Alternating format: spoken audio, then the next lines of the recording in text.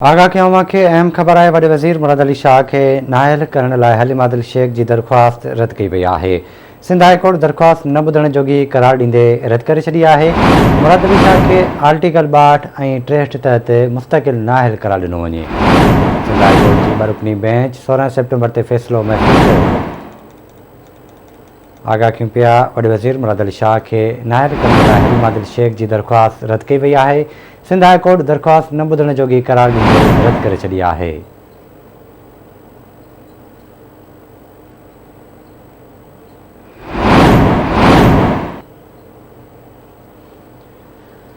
आगाह कयूं पिया वॾे वज़ीर मुराद अली शाह के नाइल करण लाइ हलीम आदिल शेख की दरख़्वास्त रद्द कई वई है। सिंध हाई कोर्ट दरख़्वास्त न ॿुधण जोगी करार ॾींदे रद्द करे छॾी आहे।